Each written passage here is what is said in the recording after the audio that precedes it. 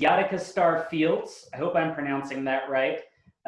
He's an Oklahoma artist who emphasizes or who focuses on studio paintings. He's a member of the Osage, Cherokee, and the Muskogee Creek Nations, and is currently living and working in Tulsa as a fellow with the Tulsa Artist Fellowship. And I'll let him tell you more about himself. So please give your applause to Yatika Starr Fields. Thank you.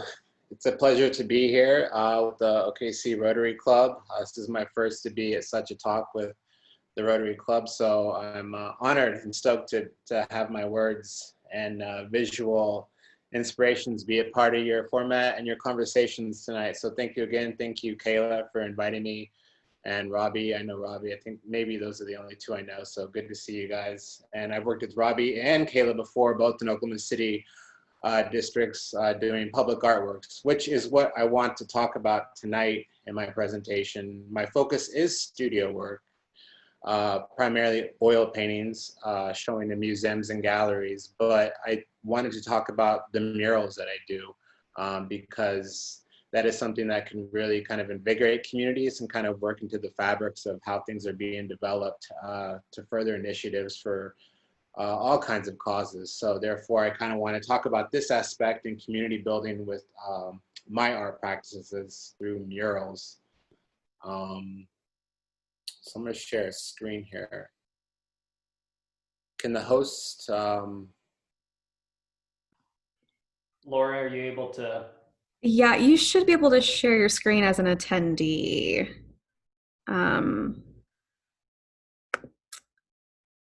It's just the trouble is if I make you a host, then I'm not the host, and then I can't record for Thursday's presentation. So, Are you able to click the share screen at the bottom?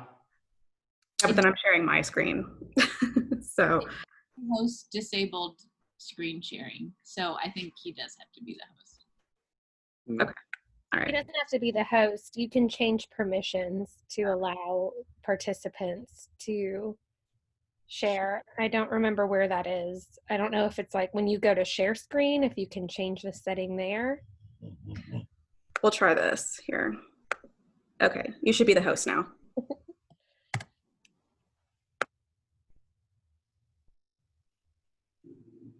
That working for you?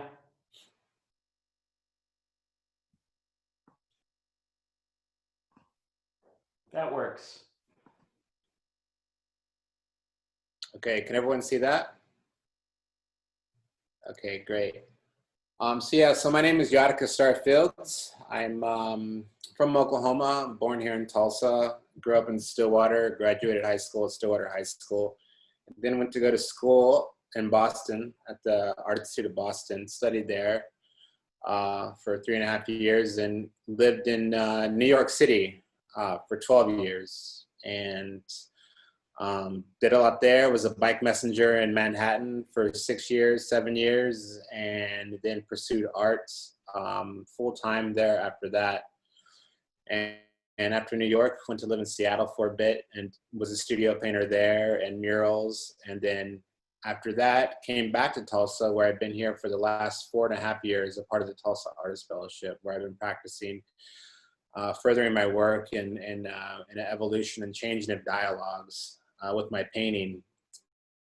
And in this whole time, I've been doing murals. I mostly focus on studio work, but I do murals when I feel like it needs to be done to work out what I'm trying to, I think, discuss. But it has a lot of potential for me to develop and find new successes that I can carry from the public sphere into my studio practice as well. But it also allows me to kind of communicate on a bigger platform with more people, rather than a studio piece of painting that only goes up in a gallery and only one person can own it.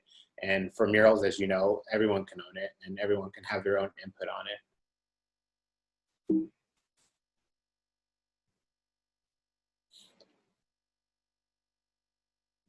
Kayla, how much time did I have again? About 15 minutes, and then we'll have time for Q&A too.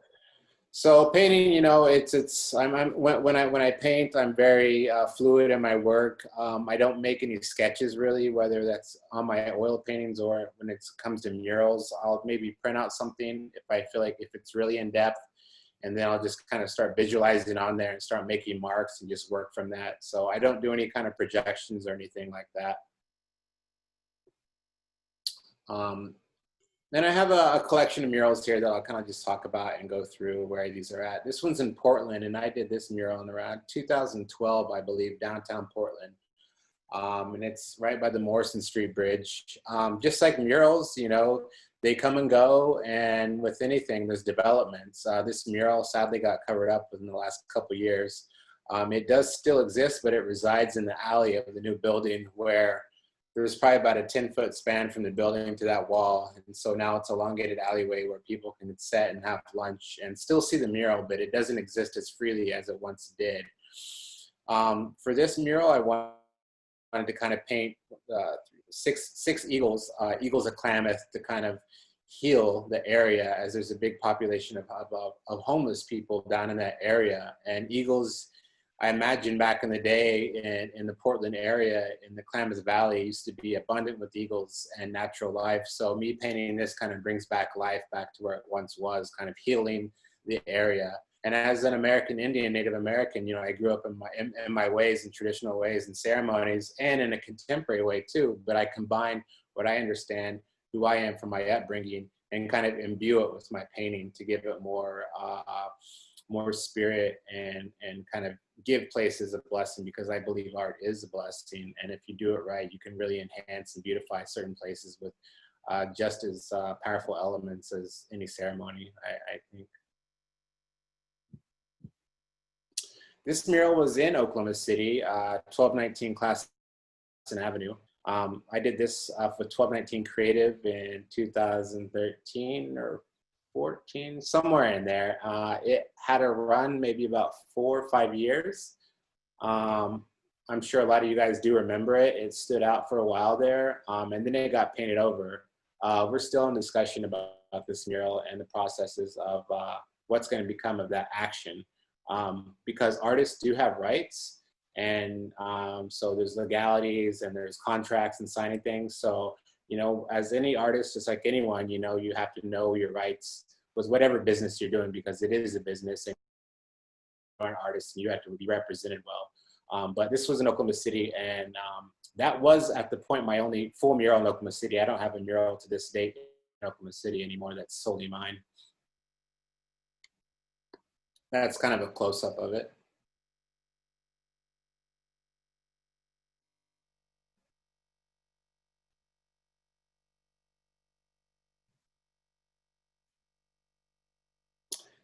Two, and I've been fortunate to know a couple of guys in Oklahoma City that I'm sure a lot of you guys know, Chris Canale and Dylan Bradway of Plaza Walls.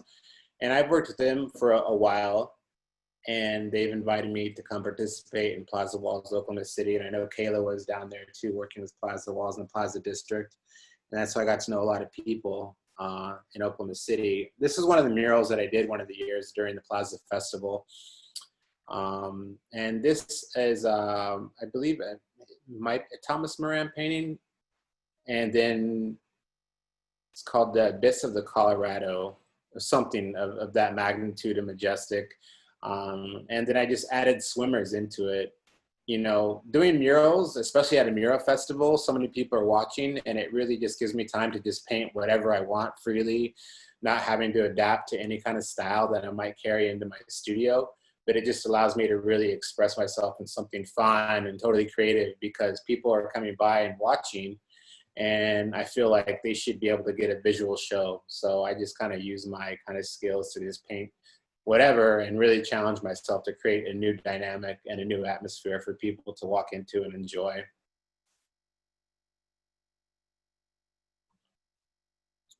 One of the beautiful aspects too that I love about murals is being able to travel with it. And for about 5 years, probably from 2014 to 2019 maybe, or 2012 to 2017, I was traveling a lot, painting. I'd go to Miami, we'd paint down in Miami and Wynwood, and then we'd fly down to Puerto Rico and San Juan and paint down in San Juan.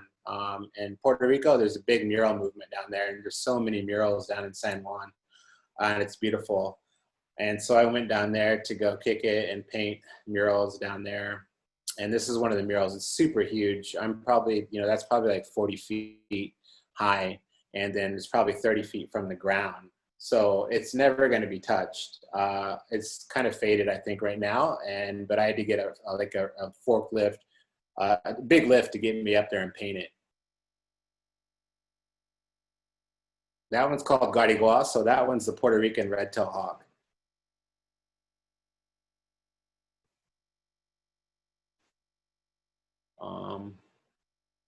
Let's see here.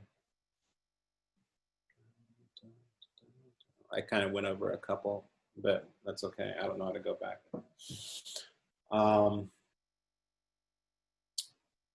The photos that I did pass, one was of me painting, and it shows me using a roller extender.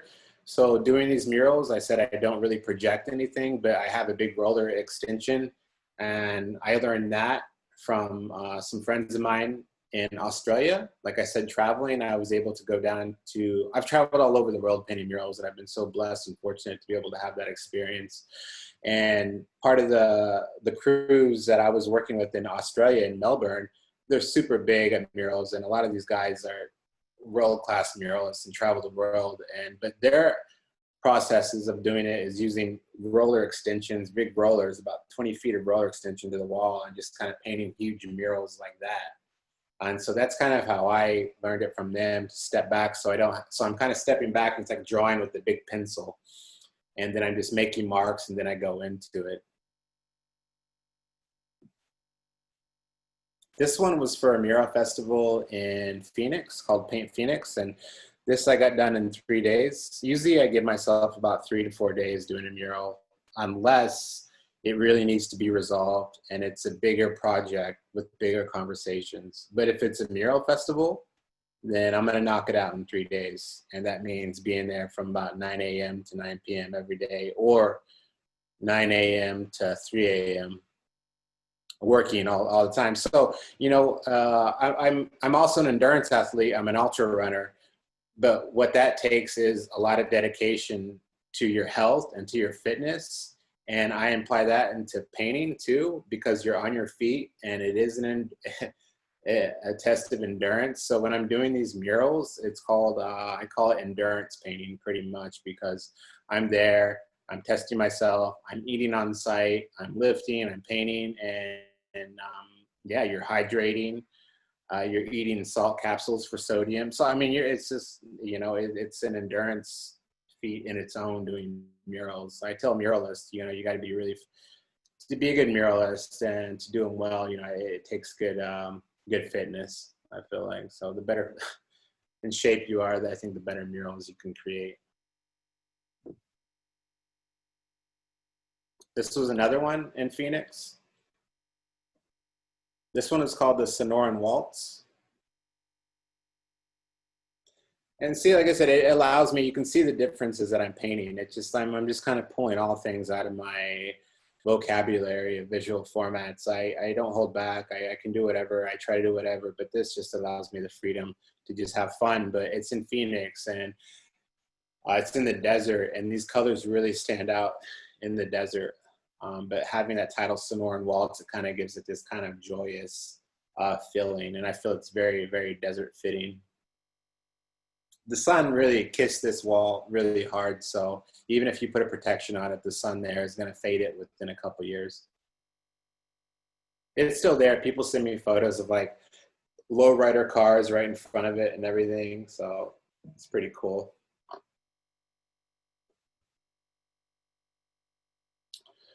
Some of you guys might remember this piece. This was down in the Plaza District last year, I believe. This is on there was a bar there. I can't recall what it's called. But it's right there in the Plaza District. This is one of the rotating walls that changes every 4 months.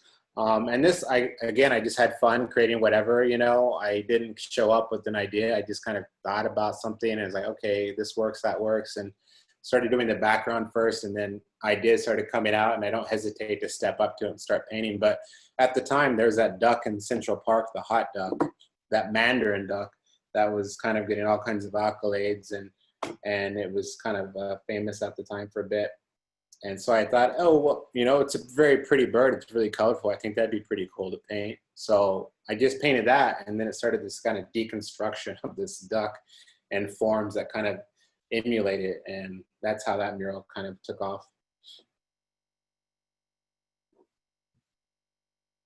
And you see the switchblade comb up there. You know, I'm pulling objects out of my memory too. Here's one in Tulsa. I worked with the Arts Alliance Tulsa, who I'm still working with, and they've been a good collaborator here in Tulsa since I've been in the Tulsa Artist Fellowship.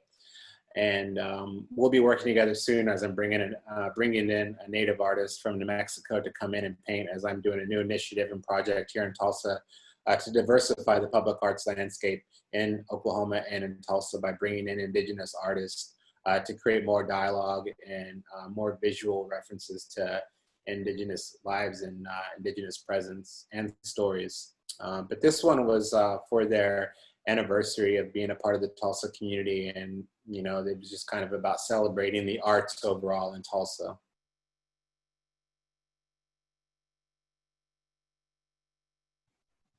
And over here we do have, I painted a black ballerina in there just because, you know, I wanted to really show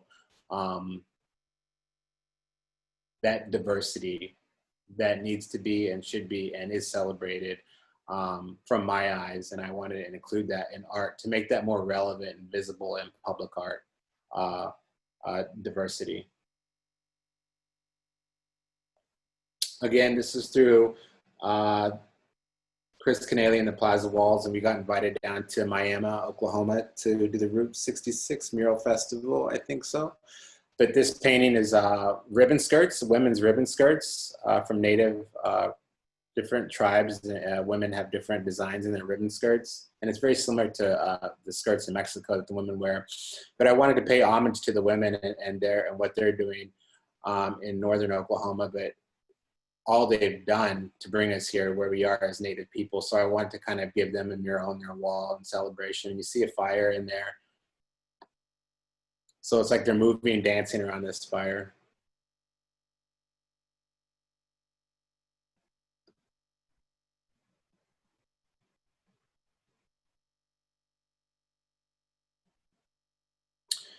In Bentonville, following that, I went to Bentonville to do a collaboration and commission through the Crystal Bridges Museum. It was an exhibition that was happening at that point with the museum, and I was a part of that exhibition, but I was the current.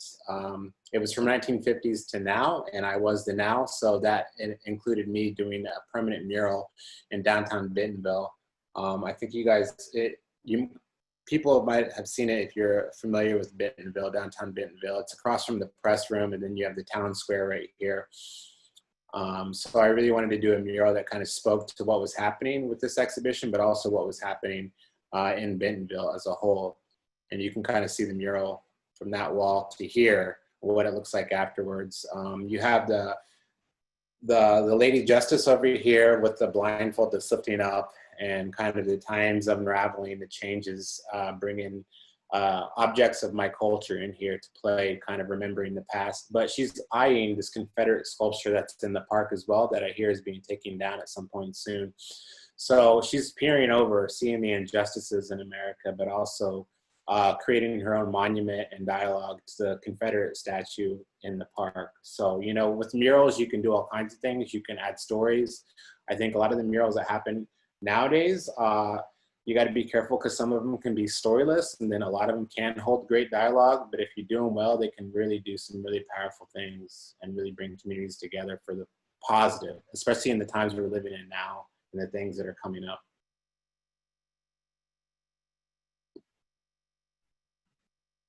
Some process shots. You can see me right there painting, so you can see how big it is.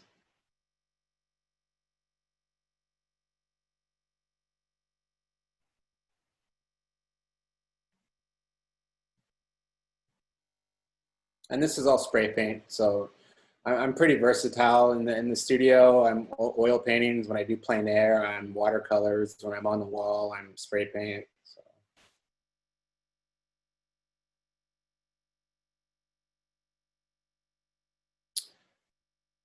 And last year, I did started a mural with a project with the Volkenkunde Museum in the Netherlands. And it's an exhibition that just opened up last month, actually, with, of course, COVID-19 guidelines. So we can't get the full kind of throttle of the exhibition we wanted, but still the conversation is there. And it's about the 400-year commemoration of colonization in the Americas. Because from where this mural was painted in Leiden, Netherlands, about 6 pilgrims were on that boat that left Plymouth, but Leiden, Netherlands has a tie to the pilgrims that came down to the Americas. So this was part of that conversation, and me as a native artist coming there and showing that we're still alive and we're resilient and so forth, and creating new dialogue.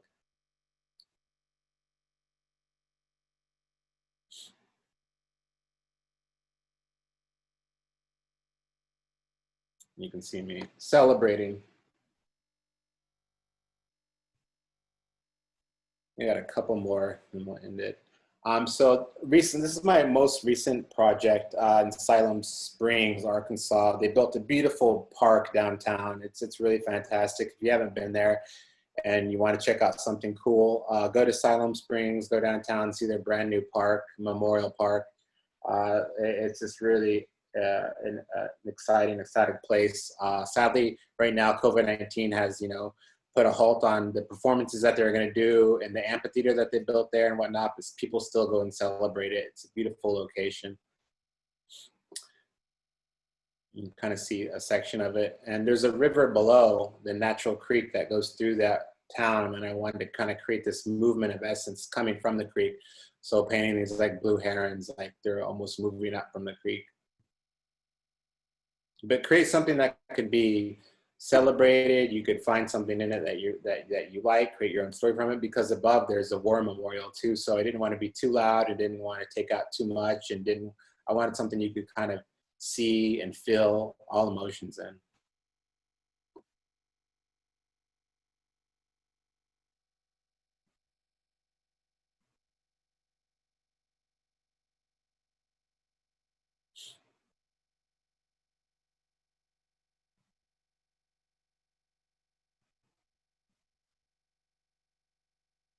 You can kind of see me standing up there, kind of painting.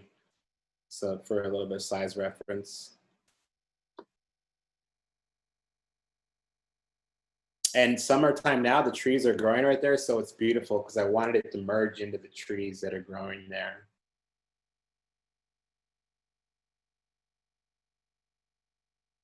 And then I added some Cherokee ribbon work from a local full-blooded Cherokee. She does ribbon work. So I wanted to incorporate that kind of placement of who we are as a people in that location.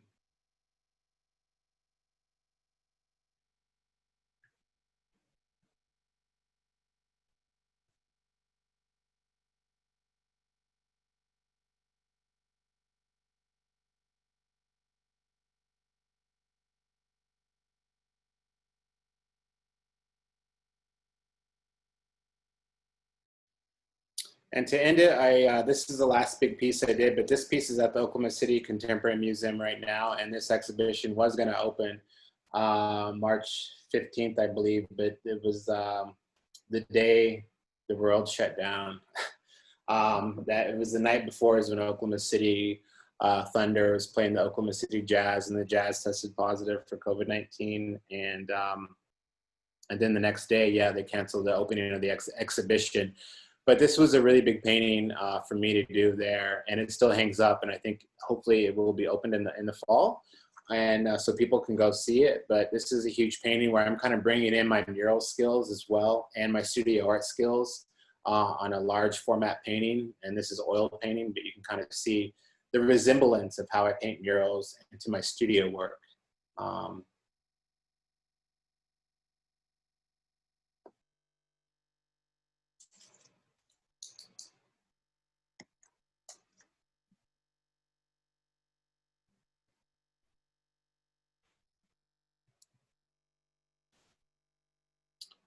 And that is it. So. That is wonderful. Thank you so much. Yeah. We have a couple questions, and as a reminder for everybody else, if you have some questions, post them in the chat, and I'll read them out, or if To ask them yourself, just say so and we'll get to you as we go. First question that we had is from Kristen Leafy. She asked, do you approach temporary versus more permanent murals differently?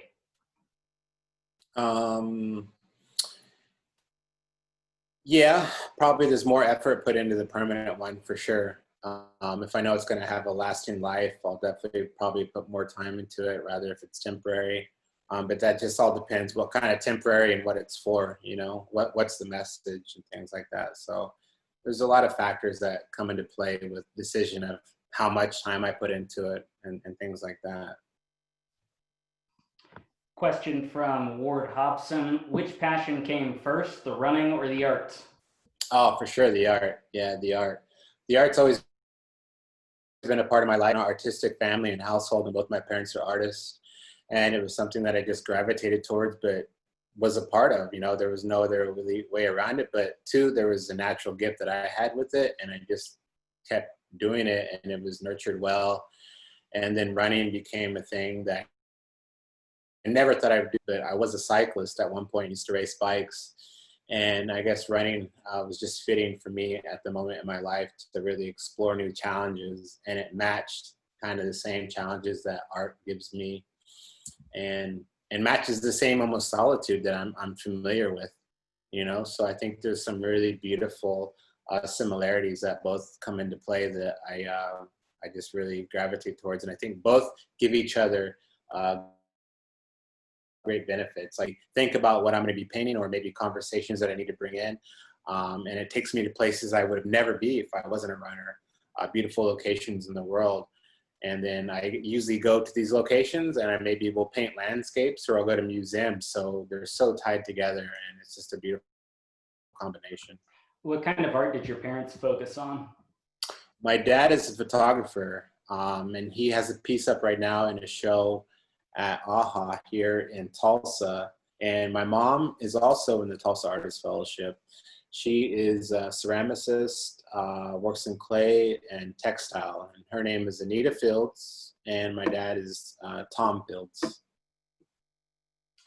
Got a question from Jay Sherrill. He says, I love your use of color. Is this an extension of your studio work or just something that you adapt to based on the situation? Something I adapt to in the situation, but I'm not one to shy away from color. I'm very textural with it, and it just kind of exists in me. People say, oh, it's very colorful, your use of color. And, you know, I don't really think about it. I don't try it to do it on purpose. It just is naturally in there for me to use it and do it and utilize it without any kind of too much thought to it, you know. I do blend sometimes, but in mostly in my studio work, but in my in murals, I really try to make something stick out and really like pop the spot. You know?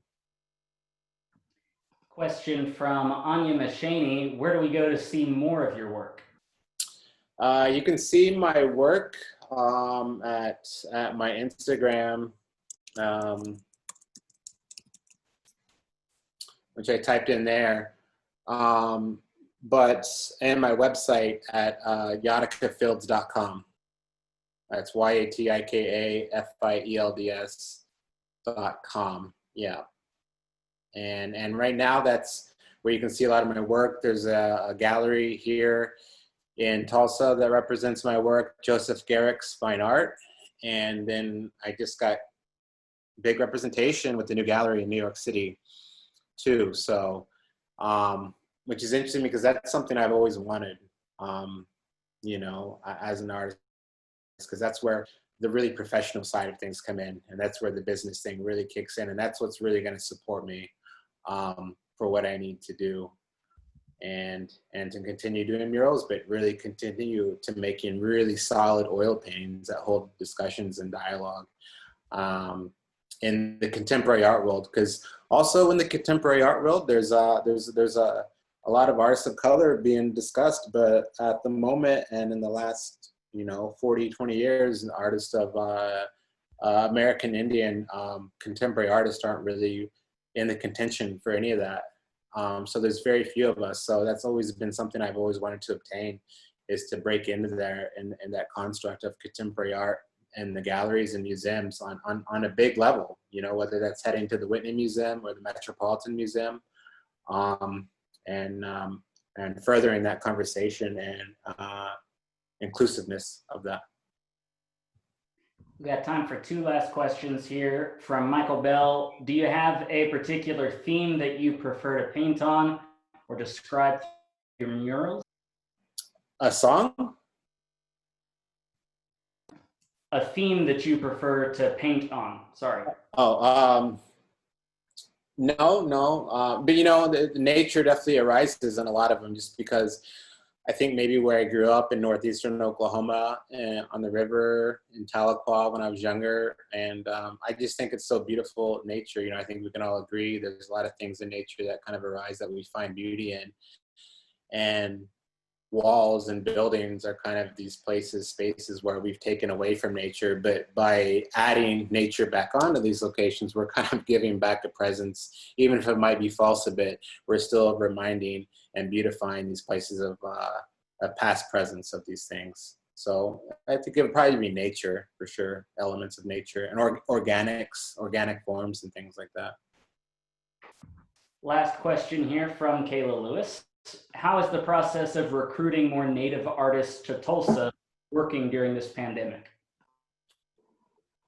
It's a challenge for sure, because, you know, a lot of Natives at the moment, well,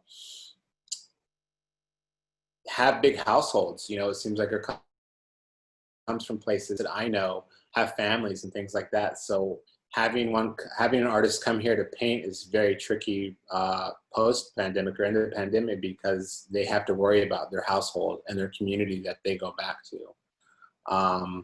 So there's more people that they have to worry about rather than, you know, just themselves. And so that's kind of been brought up a few times, and I've kind of realized that that's kind of been a very kind of challenging point. But there has been artists that are interested to still come here and work and keep pushing and furthering this dialogue. A good thing about doing murals is that you can do it in a safe and socially distant way, low endeavor, and it can be done by yourself without anyone really around you, so they can get done. And I feel it's a very important time for us in the world to see these beautiful things arise and still be made and be created, to inspire, to empower, to help change.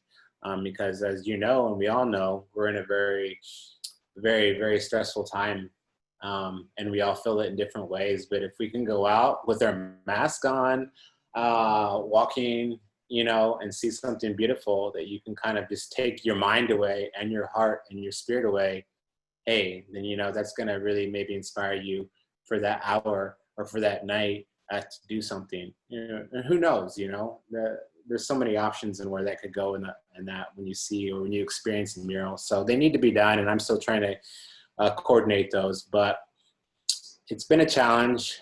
It will get done though. It is getting done. So.